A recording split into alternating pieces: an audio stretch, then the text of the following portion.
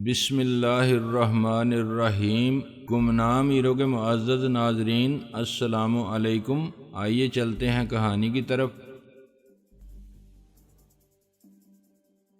دل ہی دل میں اپنے آپ کو جھاڑ پلاتے وقت اچانک سامنے دیکھتے مجھے خیال آیا کہ ایک چوتھا کیبن بھی تو تھا جس کی میں نے تلاشی نہیں لی تھی۔ وہ کیبن خالی تھا، جہاز پر اور کوئی ضرورت مند مسافر نہیں تھا جسے وہ کیبن الاٹ کیا جاتا۔ میں نے سوچا جہاں اتنا وقت برباد ہو چکا تھا، اسی بیہودہ کام میں تھوڑا سا مزید وقت برباد کر لیا جائے تاکہ دل میں کوئی خلش نہ رہ جائے۔ چوتھا کیبن ایک کونے میں تھا، اس کا تالا کھولنے میں بھی مجھے کوئی دشواری پیش نہیں آئی۔ میرا خیال تھا کہ اس میں مجھے جو دیوار گیر بیڈ نظر آئے گا اس پر کوئی بستر یا چادر وغیرہ نہیں ہوگی، لیکن مجھے وہاں نہ صرف بستر لگا ہوا دکھائی دیا بلکہ ویسا ہی کمبل بھی پھیلا ہوا نظر آیا جیسا ہم تینوں مسافروں کو دیا گیا تھا۔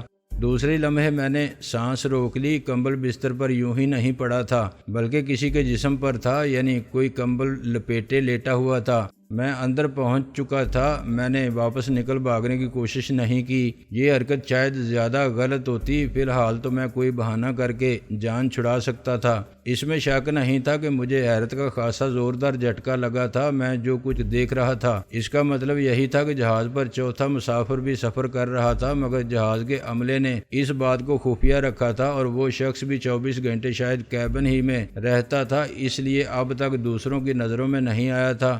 میں نے اپنے عقب میں دروازہ آہستگی سے بند کر دیا۔ تالے کی ہلکی سی کلک کے بعد بھی جب اس شخص نے حرکت نہ کی تو میں نے ایک قدم آگے بڑھایا۔ وہ بدستور ساکت رہا۔ بالآخر ایک خفیف سا شبہ محسوس کرتے ہوئے میں نے آگے بڑھ کر آہستگی سے اس کے اوپر سے کمبل اٹھایا۔ وہ کوئی مسافر نہیں، عملے کا آدمی عبدل تھا اور وہ مردہ تھا۔ کسی نے اسے ذبح کر دیا تھا۔ اس کی گردن آدھی سے زیادہ کٹی ہوئی تھی۔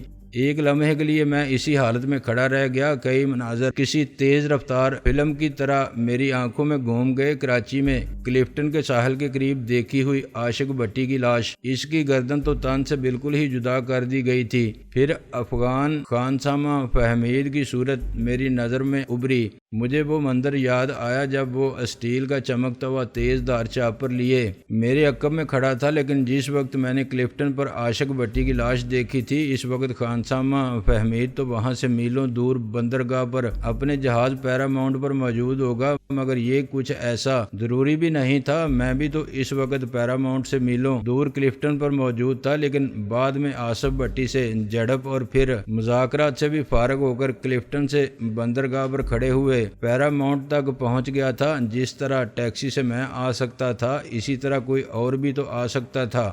تو کیا یہ فہمید کا کام تھا؟ لیکن فہمید کو اپنے ہی ایک ساتھی کارکن کو قتل کرنے کی کیا ضرورت آن پڑی تھی؟ پھر مجھے احساس ہوا کہ یہ وہاں کھڑے ہو کر اس قسم کے سوالوں پر غور کرنے کا موقع نہیں تھا۔ میں نے عبدل کی لاش کو کمبل سے ڈھانپ دیا۔ مسئلہ یہ تھا کہ میں کیپٹن گوئز کو بتا بھی نہیں سکتا تھا کہ میں کیبنوں کی تلاشی لیتا پھر رہا تھا اور مجھے عبدل کی لاش مل گئی تھی۔ یہ بھی درست نہیں تھا کہ میں اسی طرح کیبن کو تالا لگا کر چلا جاؤں اور اپنی زبان بند رکھتا۔ کیبن واقعی خالی اور مقفل تھا۔ شاید کئی دن تک عبدل کی لاش دریافت نہ کی جا سکتی۔ اس قسم کے کیبن میں سے تو لاش کے سڑنے کے بعد بھی باہر والوں کو سڑاند کا احساس شاید بہت تاخیر سے ہوتا۔ قاتل کا مقصد بھی شاید یہی تھا، اس لیے لاش اسی لیے اس خالی کیبن میں ڈال کر اسے مقفل کر دیا گیا تھا کہ زیادہ سے زیادہ تاخیر سے اس کا پتہ چلے۔ اس دوران شاید وہ غائب بھی ہو جاتا۔ دوسرے ہی لمحے میں فیصلے پر پہنچ گیا۔ مجھے ایک درمیانی راستہ سوجھ گیا تھا۔ مجھے سامنے آنے کی ضرورت بھی نہیں تھی اور عبدل کی لاش کی طرف اشارہ بھی دیا جا سکتا تھا۔ میں نے کیبن کا دروازہ پورا کھول دیا اور خود وہاں سے کھسک آیا۔ مجھے یقین تھا کہ جلد ہی کوئی وہاں سے گزرے گا تو اندر جھانک کر ضرور دیکھے گا کہ دروازہ کیوں کھلا تھا۔ اس کے بعد لاش کی موجودگی راز نہیں رہ سکتی تھی۔ میں انجن روم کے قریب جہاز کے پل نما حصے پر پہنچ گیا جہاں کیپٹن گوئز موجود تھا۔ میں نے اس سے گپ شپ کرتے ہوئے دیوار پر آویزاں چارٹ کی طرف دیکھا جس میں ظاہر کیا گیا تھا کہ جہاز کس رفتار سے سفر کرتے ہوئے کب کس مقام پر پہنچا تھا۔ ہم نے خاصی تیز رفتاری سے سفر کیا ہے، میں نے خیال ظاہر کیا۔ ہاں، موسم خراب نہیں ہوا، اس لیے ہم اچھی رفتار برقرار رکھنے میں کامیاب رہے۔ کیپٹن گوئز نے گردن ہلائی۔ ان دنوں بحیرہ احمر بھی پرسکون رہتا ہے۔ ہمیں اسی طرح گپ شپ کرتے ہوئے 3-4 منٹ گزرے تھے کہ فرسٹ میٹ جنتر بکھلایا ہوا وہاں پہنچا اور گوئز سے مخاطب ہوا۔ کیپٹن، بہت بری خبر ہے، عبدل مارا گیا ہے۔ مارا گیا ہے؟ کیپٹن نے حیرت سے دہرایا۔ ہم کیا اس وقت میدان جنگ میں ہیں جو وہ لڑتے ہوئے مارا گیا ہے؟ میرا مطلب ہے اسے کسی نے قتل کر دیا ہے۔ جنتر گڑبڑا کر بولا۔ کسی نے اس کا گلا کاٹ دیا ہے۔ فتح تیراکی کر کے واپس آ رہا تھا تو اس نے خالی کیبن کا دروازہ کھلا دیکھا۔ اس نے اندر جھانکا تو برتھ پر کوئی لیٹا نظر آیا۔ وہ اندر گیا تو اسے عبدل مردہ پڑا ملا۔ فتح بھی افغانی تھا اور جہاز پر غالباً سیلر تھا۔ تم وہیل سنبھالو، میں ذرا جا کر دیکھتا ہوں، کیپٹن گوئز نے جنتر کو حکم دیا۔ میں بھی بظاہر تجسس سے مغلوب ہو کر اس کے پیچھے پیچھے لپکا۔ غالباً کیبن کے دروازے پر کئی افراد جمع تھے، ان میں کیتھرین بھی شامل تھی۔ کیا ہوا؟ میں نے معصوم بنتے ہوئے کیتھرین سے پوچھا۔ کریو کے ایک آدمی عبدل کو کسی نے قتل کر دیا ہے۔ بیچارہ نوجوان ہی تھا، وہ افسوس سے بولی۔ یہ تو بہت برا ہوا، میں نے بھی تعصب زدہ لہجے میں کہا۔ کیپٹن گوئز موٹا سا سگار دانتوں میں دبائے بالکل فلمی جاسوسوں کی طرح لاش کا معائنہ کر رہا تھا۔ اسے یقیناً عبدل کی موت سے دھچکا لگا تھا، لیکن وہ غمزدہ نظر آنے کے ساتھ اعلیٰ درجے کا سراغر سا نظر آنے کی بھی پوری کوشش کر رہا تھا، حالانکہ مجھے اندازہ تھا کہ اس کی سمجھ میں کچھ نہیں آ رہا تھا۔ چند لمحے بعد میں ریلنگ کی طرف چل دیا۔ میں نے دیکھا کیتھرین بھی میرے پیچھے آ رہی تھی۔ وہ ابھی تیراکی کے لباس میں ہی تھی، لیکن اس کے اوپر اس نے ایک سفید سپورٹ شرٹ پہن لی تھی جس کے بٹن کھلے تھے۔ اس کے بے ترتیب بالوں میں ابھی نمی تھی اور کچھ لٹیں اس کی پیشانی اور رخساروں سے چپکی ہوئی تھیں۔ میں اسے آتے ہوئے دیکھ کر رک گیا۔ قریب پہنچ کر وہ دھیمے لیکن کچھ بدلے سے لہجے میں بولی، ڈیئر افضل چودھری، میرا خیال ہے اب تم اپنی ڈرامے بازی بند کر دو۔ اس نے مجھے مسٹر خان یا افضل خان کے بجائے افضل چودھری کہہ کر مخاطب کیا تھا، یعنی وہ میرے اصل نام سے واقف تھی۔ میں بونچکا رہ گیا، پھر بھی میں نے سنبھل کر کہا، میرا نام افضل چودھری نہیں افضل خان ہے۔ خواہ مخواہ کیوں اپنا سر نیم بدلنے کا تکلف کر رکھا ہے، اس سے کیا فرق پڑتا ہے؟ بس ویسے ہی تمہاری دل کو تسلی رہتی ہوگی کہ تم نے اپنا نام بدل رکھا ہے۔ بہرحال مجھے معلوم ہے تمہیں میرے والد نے میرے پیچھے لگایا ہوگا۔ انہوں نے شاید کراچی میں سیٹھ رمضان سے رابطہ کیا ہوگا اور سیٹھ رمضان نے میری نگرانی کے لیے تمہارا انتخاب کیا ہوگا۔ وہ اطمینان سے بولی۔ ایک لمحے کے لیے میں نے اپنے آپ کو بڑا کھسیانہ محسوس کیا۔ واقعی میرا سارا ڈرامہ درا کا درا رہ گیا تھا۔ میں نے ادھر ادھر دیکھا، پیری کلا کر 2 قدم کے فاصلے پر ہی موجود تھا۔ میں نے دھیمی آواز میں کہا، میں ابھی تم سے بات نہیں کر سکتا۔ رات کے کھانے کے بعد جہاز کے پچھلے حصے میں پین ٹیلر کے قریب مجھ سے ملنا، پھر اطمینان سے بات کریں گے۔ اس نے بے پرواہی سے کندھے اچکا دیے اور واپس کیبن کی طرف چلی گئی، جہاں کیپٹن گوئز اپنے عملے سے تبادلہ خیال کر رہا تھا۔ قتل اپنی جگہ تھا، لیکن پیٹ بہرحال کھانے کو مانگتا تھا، اس لیے اس شام بھی حسب معمول کھانے کا بندوبست ہوا۔ کھانے کے دوران اس بات پر بحث ہوتی رہی کہ کیا قتل کی رپورٹ درج کرانے اور تفتیش کے لیے جہاز کو کسی قریبی بندرگاہ پر روکا جائے۔ کیپٹن کا کہنا تھا قتل کی واردات بین الاقوامی سمندری حدود میں ہوئی تھی، اس لیے ہمارا ایتھوپیا یا یمن کی بندرگاہ پر رکنا ضروری نہیں تھا۔ اس وقت ہمارے دائیں بائیں یہی 2 ممالک تھے۔ میں تو بغیر کاغذات کے سفر کر رہا تھا اور حالات پہلے ہی میرے کچھ زیادہ حق میں نہیں تھے۔ میں تو خدا سے چاہتا تھا کہ ہم کسی قسم کی پولیس کارروائی میں ملوث نہ ہوں، لیکن میں نے محسوس کیا کہ باقی دونوں مسافروں اور عملے کی بھی دلی خواہش یہی تھی کہ انہیں کم از کم ایتھوپیا یا یمن کی پولیس کا سامنا نہ کرنا پڑے۔ آخرکار سارا معاملہ، ساری ذمہ داری اور فیصلے کا اختیار کیپٹن گوئز پر چھوڑ دیا گیا، جس کے بعد یقیناً سب نے اپنے آپ کو ہلکا پھلکا محسوس کیا۔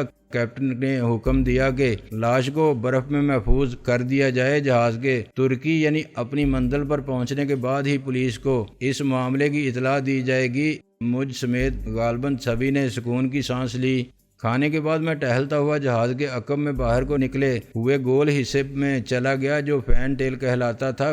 کچھ دیر بعد کیتھرین بھی آن پہنچی، گویا کسی تصور سے محظوظ ہوتے ہوئے مسکرا کر بولا، تم یقیناً تڑپ رہے ہوگے، کسمسا رہے ہوگے کہ میں نے تمہیں پہچان لیا۔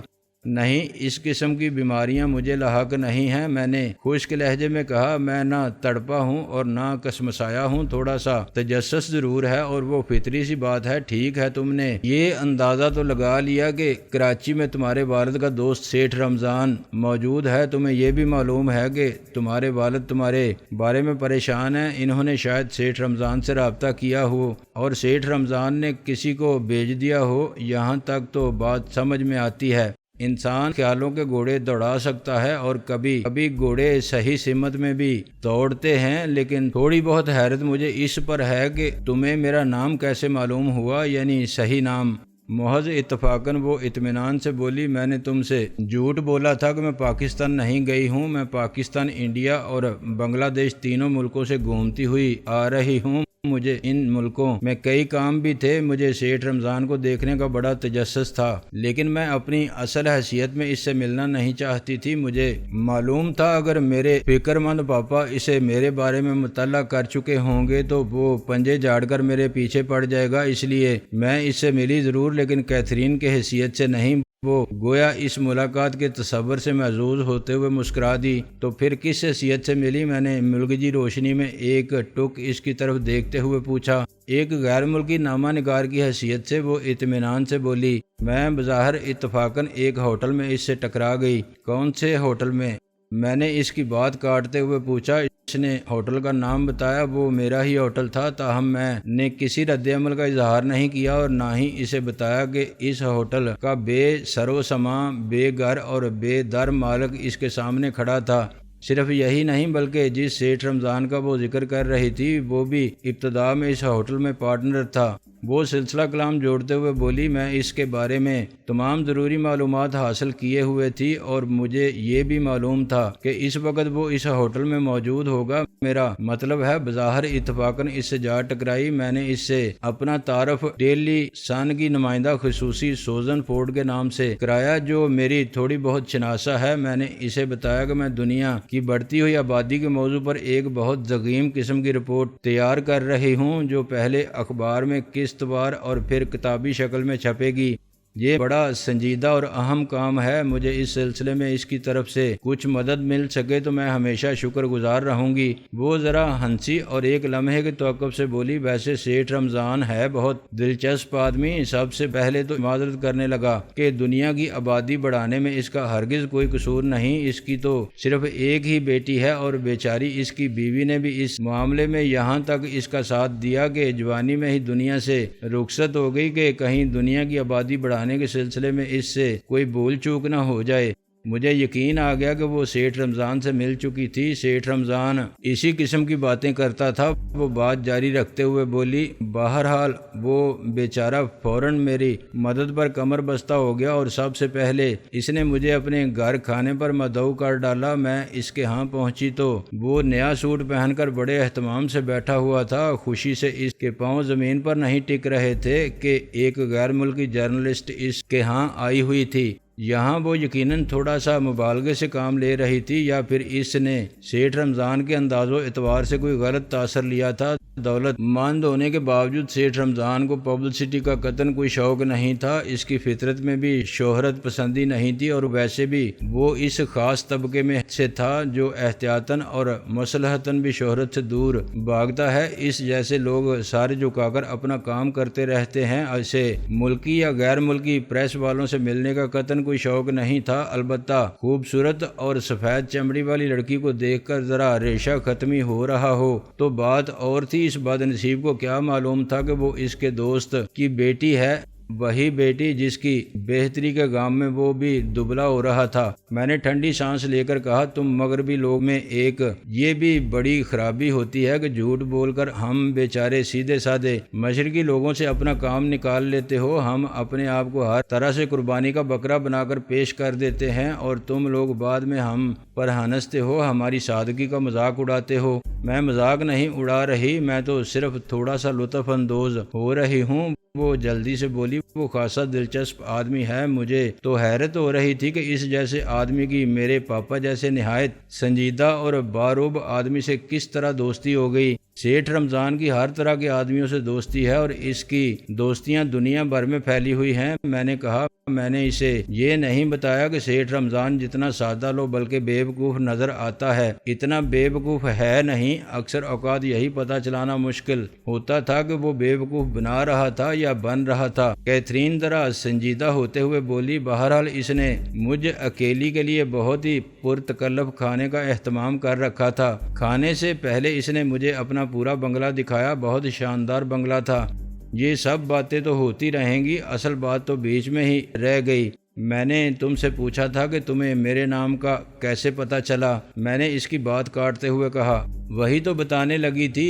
वो मुझे अपना शानदार घर दिखा रहा था तो जाहिर है स्टडी भी ले गया। तुम्हारे यहाँ दौलतमंद लोगों को ख्वाह लिखने पढ़ने का शौक बिल्कुल ना हो, लेकिन घर में शानदार स्टडी ज़रूर होती है। इस स्टडी की एक अहम बात यह थी कि इसकी एक दीवार पर तुम्हारी तस्वीर लगी हुई थी, बड़ी सी रंगीन फ्रेमशुदा तस्वीर। मेरी तस्वीर? मैंने बेयकीनी से कहा, फिर बेइख्तियार उर्दू में कहा, अबे मरवा दिया बदबख्त। वो मुंह पर हाथ रखकर धीरे से हंसी और बोली, मैं शायद यही समझती कि वो इसका कोई बेटा होगा, मगर वो मुझे बता चुका था कि इसका कोई बेटा नहीं था। इसलिए मैंने इससे पूछ लिया था कि वो किसकी तस्वीर थी। इसने बड़े फ़ख्र से बताया था कि वो इसके अजीज़ तरीन दोस्त की तस्वीर है, जिस पर मुझे हैरत भी हुई थी क्योंकि सेठ रमज़ान की और तस्वीर वाले शख्स की उम्र में बहुत फ़र्क था। फिर मैंने सोचा शायद वो इस दोस्त की जवानी की तस्वीर होगी। इसने खुद ही मुझे तुम्हारा नाम बताया और बड़ी तारीफ़ें करने लगा। इसकी बातों से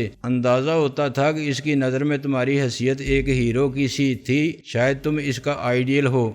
फिर वो ज़रा शौक सी नज़रों से गोया अस्र नौ मेरा जायज़ा लेते हुए बोली, तुम में हीरोज़ वाली कोई बात नज़र तो नहीं आती।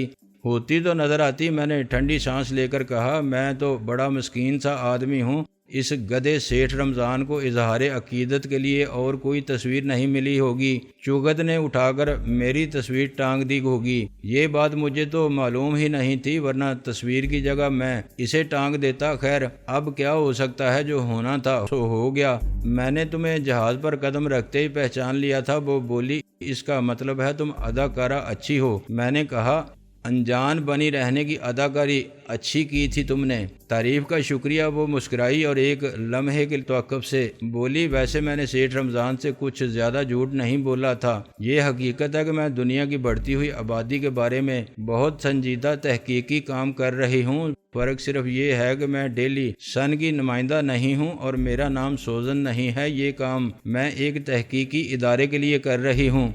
मैं एक बार फिर उलझन के आलम में इसकी तरफ देखता रह गया। इतनी मोअज़्ज़ज़ फैमिली की तल्लक रखने वाली, इतनी संजीदा नज़र आने वाली, पढ़ी लिखी दिखाई देने वाली और बहुत ज़्यादा पढ़े लिखों जैसे काम करने वाली लड़की क्या वाकई ड्रग माफिया की आलाकार थी? मैं सोच रहा था कि मेरी शख्सियत तो इस पर खुल ही चुकी थी, अब इससे खुलकर ही बात कर लेनी चाहिए थी। वैसे तो सीधे पूछने पर कोई अपनी ज़िंदगी के राज उगल नहीं दिया करता, लेकिन जब वो जहाज़ पर मेरी मौजूदगी का मकसद समझ ही चुकी थी तो फिर सीधी तरह बात करने में भी कोई हर्ज नहीं था। शायद बात कुछ आगे बढ़ती, शायद असल बात की तरफ कोई इशारा मिलता, शायद कोई अंदाज़ा कायम करने में मदद मिलती।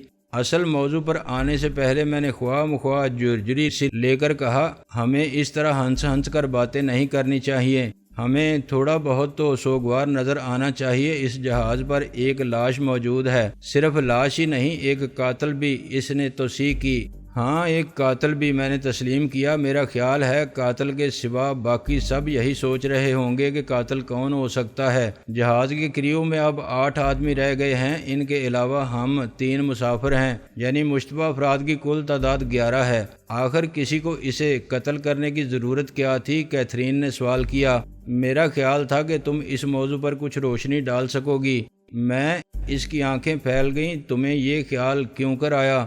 बस वैसे ही कभी कभी मुझे अजीब अजीब ख्याल आते रहते हैं, और हैरत की बात यह है कि इनमें से बाज़ दुरुस्त भी साबित होते हैं। मैंने बज़ाहिर बेनियाजी से कहा। वो निचला होंठ दांतों में दबाए एक लम्हे मुझे घूरती रही, फिर एक एक लफ्ज़ पर जोर देते हुए बोली, मिस्टर चौधरी, क्या मैं पूछ सकती हूँ कि तुम इस जहाज़ पर क्या कर रहे हो? کیا واقعی تمہیں یہ پوچھنے کی ضرورت ہے؟ میں نے اس کی آنکھوں میں آنکھیں ڈال کر الٹا اسی سے سوال کیا۔ تمہیں اچھی طرح معلوم ہے تمہارے والد تمہارے بارے میں بہت پریشان ہیں۔ تمہارا اندازہ صحیح ہے کہ انہوں نے فون پر سیٹھ رمضان سے مدد کی درخواست کی تھی۔ تمہارے معاشرے میں اولاد کے 18 سال کی ہونے کے بعد، بلکہ اب تو اس سے پہلے بھی والدین انہیں کچھ کہہ ہی نہیں سکتے، حتیٰ کہ اگر وہ تباہی کے گڑھے میں گر رہے ہوں تب بھی انہیں نہیں روک سکتے۔